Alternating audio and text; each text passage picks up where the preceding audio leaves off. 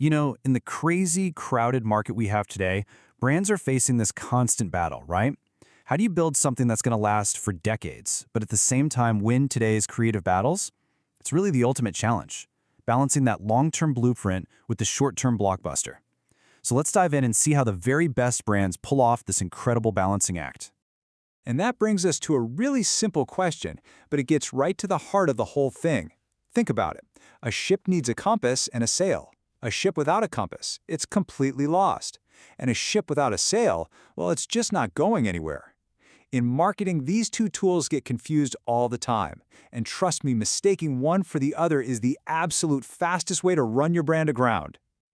So, to kick things off, we've got to draw a super clear line in the sand.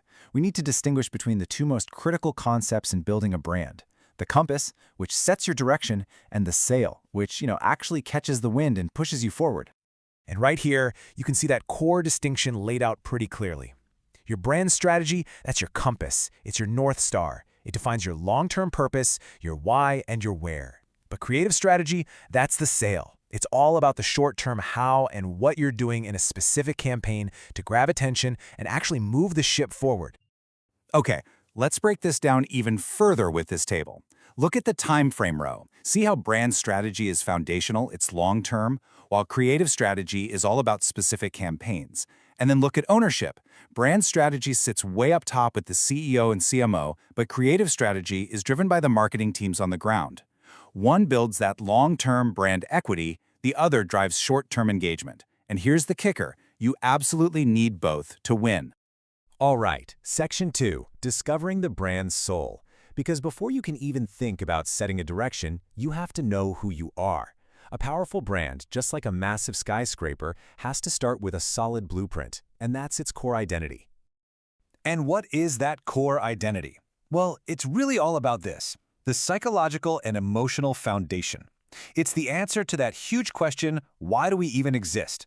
And critically, the answer can't just be to make money. That's a result, not a reason. The real reason, that's the brand's soul. You've probably heard this famous quote from Sinek, and it just perfectly captures why that soul matters so much. He argues that focusing on the why connects directly to the limbic system in our brains. That's the part that handles all our emotions, our trust, our decision-making. It's not a rational choice, it's a gut feeling. Sinek's Golden Circle shows us exactly how the most inspiring brands communicate. They don't start with what they sell. No way. They start from the inside out, with why they do it. Think about Apple. They don't lead with, we sell computers. They lead with, we believe in challenging the status quo, and it just so happens they make amazing computers. That's a powerful shift, right? Now, for an even more detailed blueprint, we've got Koffer's Brand Identity Prism. I love this framework because it treats the brand like a real person with a full-blown identity. It has external features like its physique, the logo and colors you see. But it also has these deep internal characteristics like its culture and how it makes customers feel about themselves. That's what we call its self-image. Okay, so once you've drafted that conceptual blueprint, that soul, the next step is to give it a structure. You need a framework that defines its shape and its place in the market. This is where we shift from the soul to the strategy. The classic model here is STP, and it's just a beautifully logical process. First, you segment the entire market into smaller, more manageable groups. Then, you target the groups that are the absolute best fit for your brand. And finally, and this is the most important part, you position your brand to occupy a clear, unique, and desirable place in their minds. And this is the really crucial part. And marketing legends Al Rice and Jack Trout said it best, positioning isn't about creating something totally new out of thin air. It's about working with what's already inside the consumer's mind. It's about finding an existing belief or a connection and then tying your brand to it. The fantastic tool for defining that exact position is the brand pyramid. It's a simple but incredibly powerful framework that helps you build a brand's value from the ground up, connecting its most basic features to its deepest emotional promises. We're going to look at two common ways people use it. So, first up is the essence-centered pyramid. This one builds from the bottom up. Let's take a brand like Volvo. You start at the bottom with the tangible features, steel-reinforced chassis, airbags. The rational benefit of that? Safety. The emotional benefit? Peace of mind for your family. Its personality is responsible and caring. And all of that culminates in the brand essence right at the very top, safety. See how that works? The second version is a little different. It actually maps the customer's journey to loyalty. It all starts with simple presence. They just know you exist. Then it moves to relevance. Hey, this is for me. Next is performance. It actually delivers on its promises. Then comes advantage. They start to believe it's superior. And the final, most coveted stage is bonding, where the brand is no longer just a product, it's a part of their identity.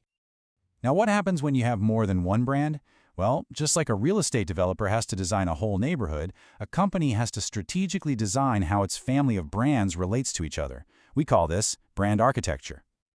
And there are two main ways to go. On the left, you've got the branded house, where one master brand is the absolute star of the show. Think Apple. The Apple name is on everything. On the right, you have the house of brands, where a parent company like P&G owns this huge portfolio of separate independent brands like Tide, Gillette, and Pampers.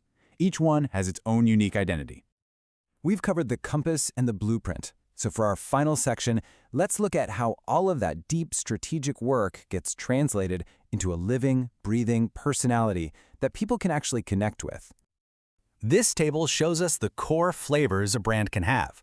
A researcher named Jennifer Aker created this brilliant framework showing that brand personalities often fall into 5 key dimensions. You've got sincerity, like Patagonia, excitement, like Red Bull, competence, like Apple, sophistication, like Rolex, and of course, ruggedness, like Harley-Davidson. A really strong brand usually leans heavily into one or two of these.